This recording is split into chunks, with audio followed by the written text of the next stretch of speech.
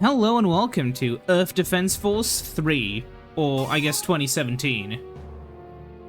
Select new game to start from the beginning. Select the number. Yeah, so I'm gonna just start off from the beginning, because that's what I will do.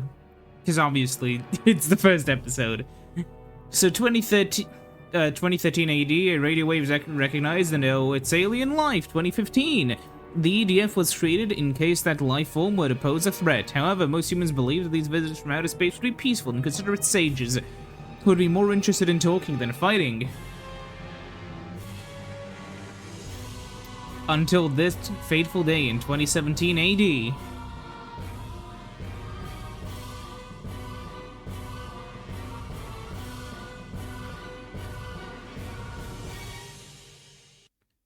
Select your weapons before choose your weapons. That's you may equip up to 2 weapons way to begin. Once. So Stingray M1, yeah, that's the loadout I'm gonna use, and let's save. Select a location to save. Well, I'll use Data 2 for the YouTube playthrough, and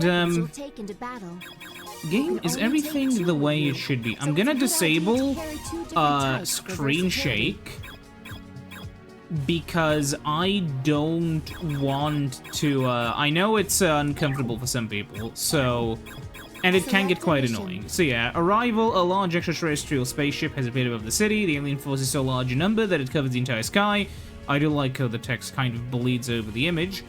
Negotiations are currently underway, but in case of an emergency, all Ranger teams and stored teams are to report to their designated posts. Initiating operation. So from my understanding, EDF3 is a remake of the first game, basically, with a lot more stuff. I believe so. I was gonna start off with EDF1, but I thought to myself, I want to play EDF 2017 first. I don't know what I'll do. I think I'll mostly just do one run on normal mode because the grinding is a little bit pointless. I don't know, we'll see. Something out of the science fiction movie. The government has named these extraterrestrials Ravagers. They are currently attempting to establish contact with the Ravagers. Are they our friendly galactic neighbors, or are their intentions more sinister? I don't know. I don't know, Luigi. What are they? Look at that! It's a real flying saucer!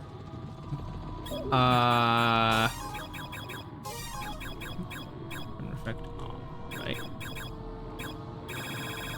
Execute? No, that is to set to default settings. Okay. Now I should be able to... Yeah, okay. I'm sorry, I really don't like that effect. Anyways, yeah, God, this game really looks a lot worse than the fourth one, doesn't it? Because I just finished the fourth one recently. Look at those running animations. Anyways, yeah, it would seem... Ranger 4, we've spotted a large alien life form here! It would seem the aliens are hostile. Ranger 4, what kind of life form? Did I just miss? I think I did. A very huge bug! It's coming this way! Fire! Fire! Huge. Did I just blow up a building? I think I did. This is headquarters. Roger that. Now, the fun thing with EDF4 is that there are 4 different classes. EDF1, and like, so EDF1 only had the Ranger. EDF2 has the Ranger and the Air and the Wing Diver, which is the flying one. Then the other guy, sorry, then EDF3, the one we're playing, is simplified to only having the shoot guy, and then EDF4 has both those two, then the Air Raider who gets support from flying troops, and then the Fencer who's basically like a walking mech. Maybe not as cool as a walking mech, but yeah, that's the general idea.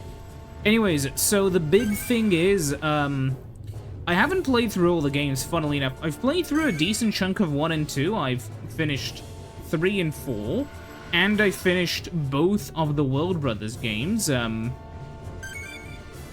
Yeah.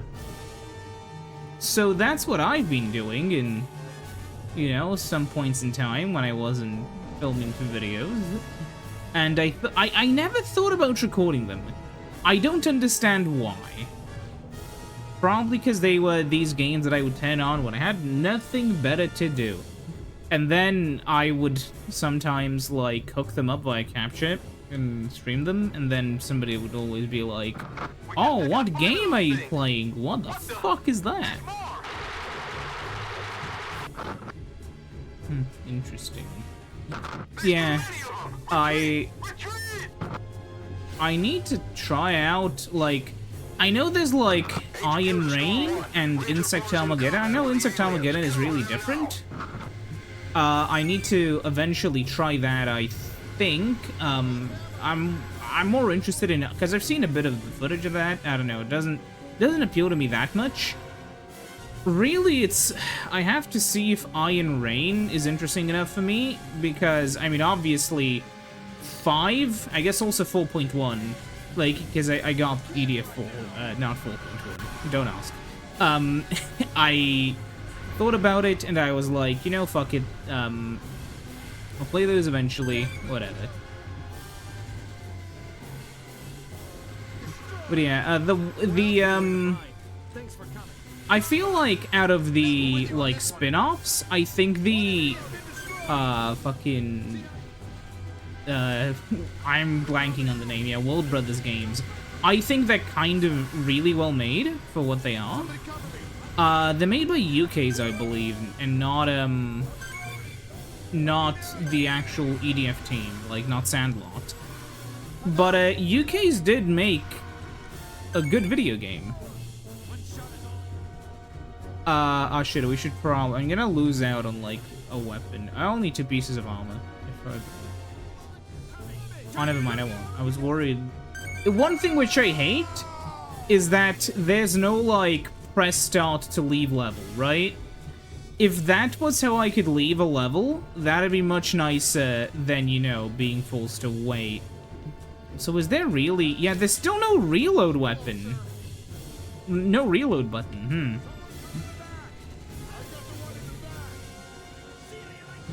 But yeah, for those who don't know about the story behind EDF, so Sandlot originally made games for the Simple series, which was like a budget series of games that was... They were meant to be, you know, budget releases that were more like quantity over quote-unquote quality, but the idea was they had a really solid core concept, and then evolved on that concept in a way that was inexpensive in a development time sort of way. So they ended up making a, this one PS2 game that was a tie-in for some anime. Or manga? I don't exactly remember what type of media it was, but it was some kind of spin-off with mechs. And then they ended up making Gigantic Drive, also known as Robot Alchemic Drive in the West. And then when that released, that was actually reviewed kind of well. That's the one where you get the memes, like bread soup, you know, with Nanao, and the one meme where the main character gets hit by a car, and then she's like, "It is cheaper to buy vegetables here," you know, that thing. And that's an actually very interesting sort of giant mech fighting game. It is genuinely an interesting game. However, then, you know, Sandlot rebuilt their... Ooh, we got some stuff. That's nice. Sandlot, like, rebuilt that engine into the EDF engine, basically, and made a defense force, which was then translated into Monster Attack in Europe only. Select a location to Then it was translated again to Global Defense Force, again in Europe. And then there were like the tactics games. I think there was either 1 or 2, and another thing that was loosely related. But generally speaking, that was kind of it.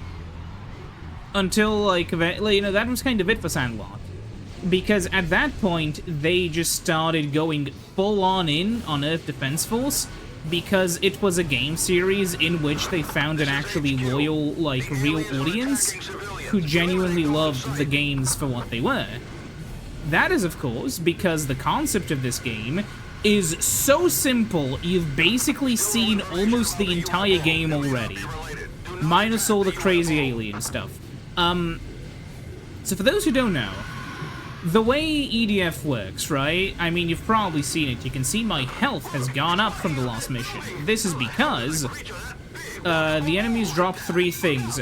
Armor, which permanently increases your health after you're done with a mission. Health, which heals your health. And weapons. And the enemies will procedurally drop better and better weapons as you progress through the game. What this basically means is that, and health always, like, the healing items do not always heal, like, 50 or 100 health. They will always heal, like, 25% of your health, or, like, 50% or whatever. So, what you'll run into is a very simple situation of grinding. You're grinding for the armor and weapon drops. Sometimes the weapon drop can be a weapon you already have, because, yeah, each level kind of has its own loot pool, and there's a very large amount of weapons that you can get, well, compared to some other games at least. And yeah, generally speaking, that's kind of it. Oh, a special weapon called a burner. Choose your weapons. You may equip up to 2 weapons at once.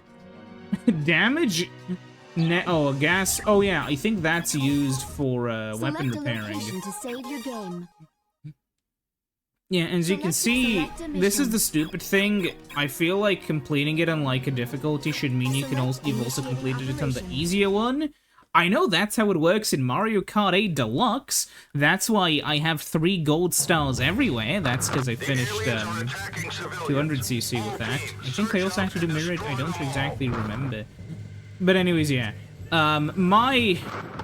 Man, why do I never record all the funny achievements I achieve in games?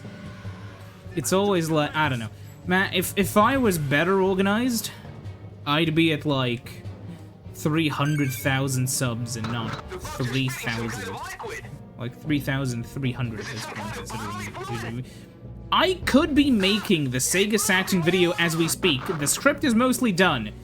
I got to the point where I wanted to show off some of the Saturn's games and compare them to other games from other systems, and for some reason, that was the point where I decided, yeah, well, I'll leave that for later, because I can't actually bring myself to play Burning Ranges, because I just can't be arsed.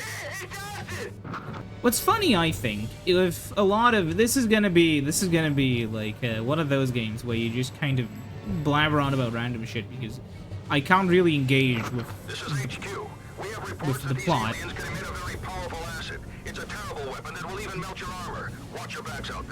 Yeah, like, what plot do I talk about? We have to stop the aliens.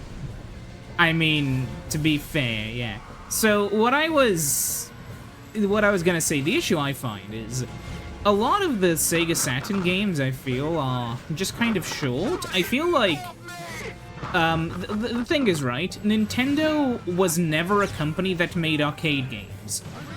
So when Nintendo focused on, like, Nintendo Switch game production and later for, like, the Mario sports games and such, even with, like, those kinds of more casual games of theirs, I guess that was Sandlot. Not Sandlot, that was Camelot, but, same thing, right? You know, a support studio, whatever. But my point is, I feel like a lot of those games were just kind of meatier, you know? Like, Sega would release a new game, and it's cool and all, but, like, it's a very short high school-based romp, which, in retrospect, kind of makes it seem, you know, kind of like whatever. Because, like, take Burning Ranges, for instance. How many missions does that even have? I have a computer, I can check. Let me just see really quickly, is my...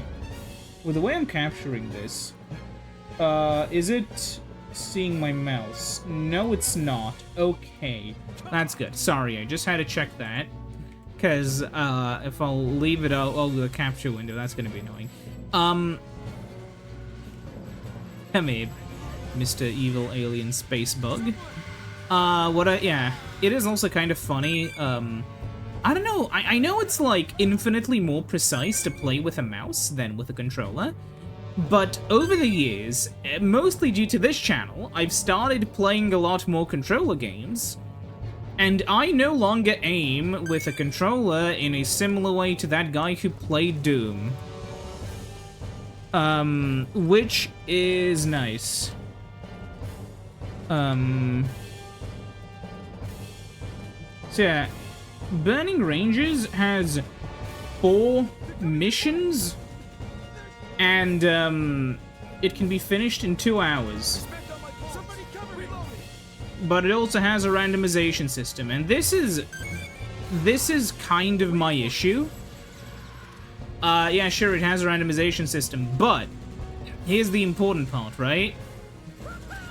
If that was reworked into a sort of RPG-ish sort of system, I feel like Burning Ranges could have been way more interesting. Like, okay, I know, you know, RNG levels aren't exactly the best, but imagine a situation where you sort of almost had like maybe, you know, because you're saving people from fires, so maybe there's like a main, not maybe a main town, but you can draw like a little main sort of docking bay. I'm imagining it to be similar, like, you know, Into the Breach style, that sort of thing, where you can like maybe select, you know, your weapons or whatever. I mean, I guess you would have to program your weapons, but it's not that much harder, right? And so then you could maybe have like 4 story levels interspersed with like a bunch of smaller missions, and then, you know, it'd be that sort of thing. I mean, it's not exactly hard to do that if you already have the system, but without that sort of cohesion of a plot to drive you forwards, I don't think it's really that fun to just have like, oh yeah, here's a randomly generated level thing, you know? Even if all it is like a checklist with like some vague like concept of a story going through it, and it's like, oh yeah, here's room 1 out of room, like here's like, you know, level 1 out of randomly generated level 10,000. And like every 50 levels there's a very small story plot that's just basically like all written in one afternoon. Like, that'd be fine. That'd be fine. But that's kind of one of the things, I don't know, maybe, I know I'm sort of a little bit biased against arcade games, Save current game data. but that's just kind of the way I am. Think long and hard. You know, like spending 50 billion years playing Earth Defense Force, completely fine. But playing, you know, the same thing for, you know, but just like, you know, I don't know, repeating content, I guess, that's... This is HQ. It looks like these aliens are feeding off humans. They're a herd of people-eating monsters. We can't let them have their way. Troops, you must eliminate them all. Well, yeah, even in EDF games, right? When I was playing EDF3, I went back and I started playing a few of the easier missions, partially because I want to see all the weapons that there are, and also because it, you know, it rewards you with that like little thing or whatever, right? Like, that's the fun part, you know? It's having a checklist you finish after you're done with the game, but with a lot of arcade games, it's more like, oh, you have a score system, or you have a time system. And I've never really... This is, like, definitely exclusively a me thing, but I've always found it that having a, like, genuine checklist system is infinitely more fun than just, you know, get the lowest time, or whatever the fuck. Like, I know in Mario Odyssey, right? I've only ever done, like, the Koopa races until they run out of power moons. I haven't done all of them, but, like, you know, from the ones that I did, I always only did them up until they ran out of power moons. The moment that they didn't give me anything in return, I stopped doing them.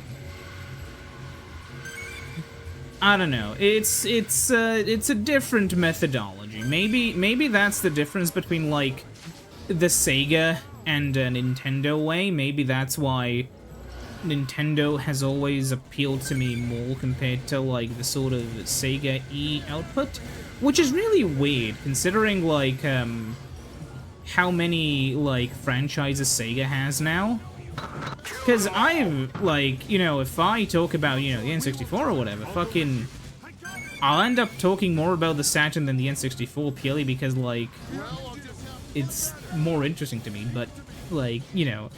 But if we're talking, like, generally, like, the way the games are laid out, I would always have to pick something like Mario 64 or, like, Zelda or whatever over, like, Nights into Dreams, you know?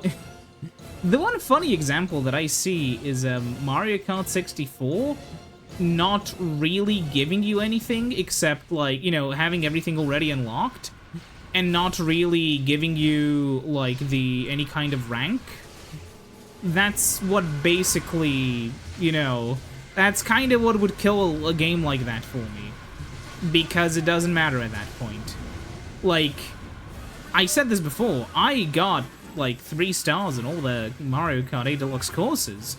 But if I didn't have that tracked, if I couldn't see my progression, I wouldn't have cared enough to get that, because who gives a shit, you know? Everybody can say, oh, I did this, I did that.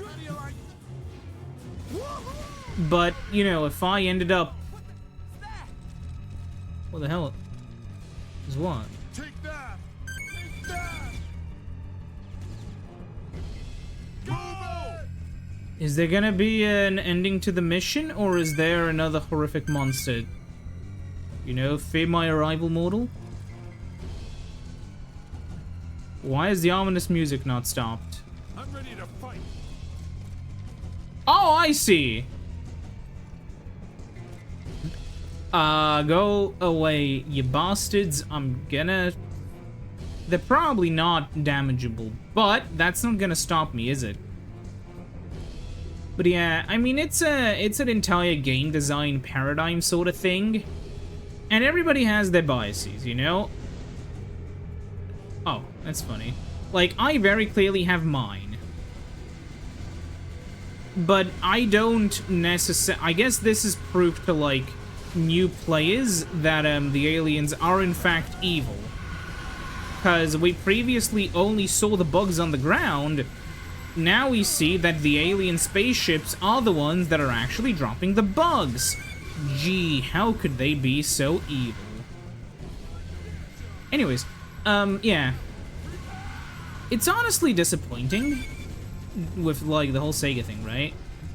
Because everybody likes a good sort of, everybody kind of likes to personify a company who they like for whatever. Like, everybody likes to personify them a little bit, right? And I feel like it's this kind of thing where, in my mind, oh, if only Nintendo was the arcade-centric one, and Sega was the, you know, whatever. But that's never gonna, you know, if only Sega agreed with me more. But they very clearly don't. Very clearly, Nintendo has a lot more of what I'm after. This just in. The Ravagers are deploying yeah. bugs all over the world. You don't say. Moving around and attacking everything in their path. Anyone living in the following danger zones must evacuate as instructed.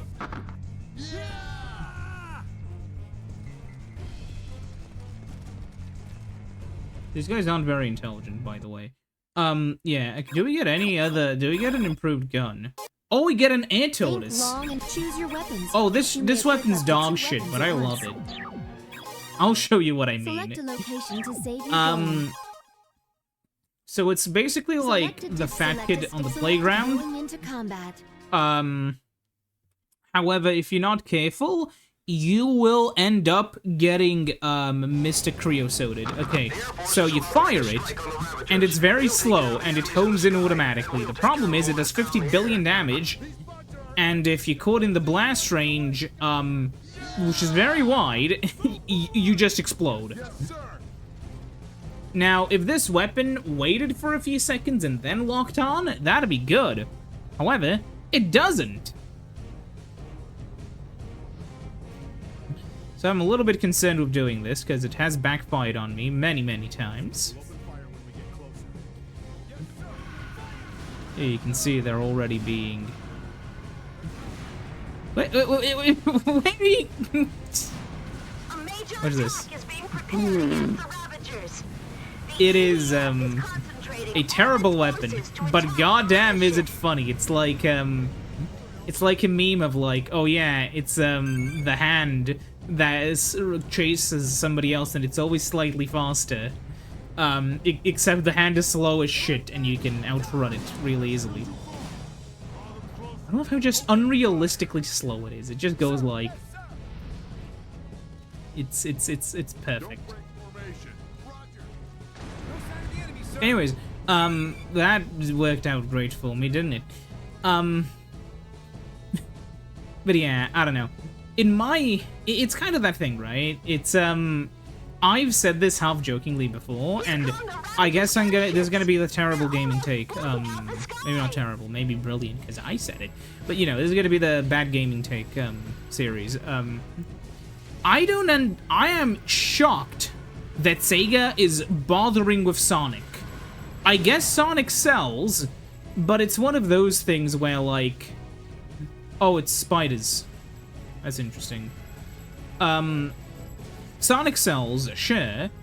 However, I feel like a big mistake Sega keeps making is, never actually letting the developers make the video games. It's kind of similar to Pokemon, in the way that the Pokemon Company doesn't give Game Freak enough time to make their games. Because people talk about, oh yeah, oh yeah, no, then there are no spiders. Oh. Must have been the wind. Anyways, yeah, the issue is, like, people saw the alleged Pokemon development budget recently. However, they don't understand how game companies work, which is kind of frustrating. Here's the issue. People assume bigger budget better, but, like, people don't know how gaming works. Okay, so let me explain this to you. So, like, the vast majority of a game's development budget goes on specifically labor costs. So, this is, you know, how much the guy developing the game, the guy making the music, which was in Scarlet and Violet, Toby Fox, and the other extremely talented mainstay Pokemon music makers, but I just kind of find it funny that they've been getting, like, popular composers to, like, collab with them in games for some time now. Anyways, my point is, I'm gonna just be the radar and search for the alien ships. The Air Force has been annihilated. Oh. Ships are heading this way. But yeah, as I was saying, before I was so rudely interrupted, the big sort of thing I see is people assume that Pokemon is, rather shit because, oh, they just didn't want to spend large amounts of money on the game. However, oh god, it's these guys. That's fun. The issue is, the actual honest truth of the matter is there's a limited amount of employees that work in Game Freak, and I guess also Creatures for modeling, but, like, there's a limited amount of employees there, which means, if you would logically, you know, follow this to its conclusion, the only way that a game's budget will go up is if more time is spent on every game, or if more employees are being spent on every game. Now, the issue you've got to realize is that Japanese, like, wage costs, and specifically costs of living, are quite a lot lower than the ones in America. This is for the rather simple reason that everything is kind of cheaper in Japan, asterisk, like the things you need to live. This is because a lot of, like, you know, studios, especially like in the US, are located in, like, San Francisco, where every single house costs $15,000 bajillion per month to rent, actually per minute. So, in SF, you have to spend a truly exorbitant amount of money. How is that not hitting them? But yeah, anyways, in San Francisco, you have to spend a truly ludicrous amount of money in order to actually even, you know, ship a game, because holy shit, everything's so expensive there. And that increases the costs that a game needs to, you know, make a return on, which then means that companies will need to spend, you know, companies will basically need to, if they want to break even, basically price gouge their consumers. That's a problem, isn't it? And the solution to this is, well, there are a few solutions. However, the main one is outsourcing to cheaper countries, which some AAA development studios have been doing. However, obviously, there's something called, they're in a bit of a pickle, because there's something called unions in the developed world, at least, which make it so you can't just fire all of your workers and replace them with people who are working over somewhere cheaper. Which is now a bit of a problem for a lot of these companies, because now they have a situation where we are in a state, we're in an economic state, which is not exactly the best for development of expensive video games, considering everybody has less and less and less money every year, especially in places like the US, and it's just a bad situation all around. And so what is gonna be the first thing to implode, if not the extremely, extremely expensive areas of the US that basically rely on these entertainment tech jobs, if we'll call them that, you know, game development, where a shitload of people work? Well, I have no clue what's gonna happen, but it doesn't sound good.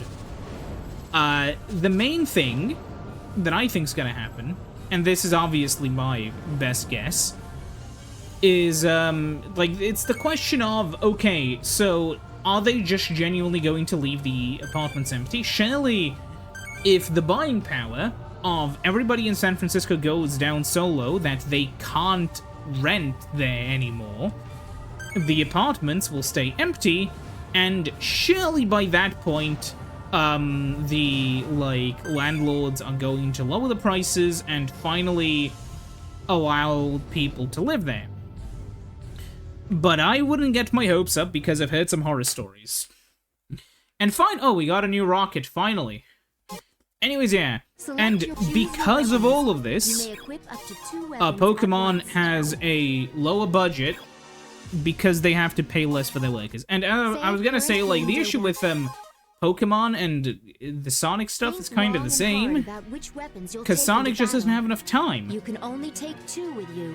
But Sonic is a active game where you need a lot more development time to figure out a lot of these elements, and it just takes some more fine-tuning to do that than, like, movement in a normal basic RPG. And because of that, it's much easier for something like Sonic 06 to be completely battered and broken than a Pokemon game, which, well, you basically only need the story, the, like, in-game event elements to function, and the battling, which is infinitely easier than making every single little collider thing work as it should in an active, you know, platforming section. So that's basically the reason. Also, Sonic 06 was given, like, 5 minutes in the oven.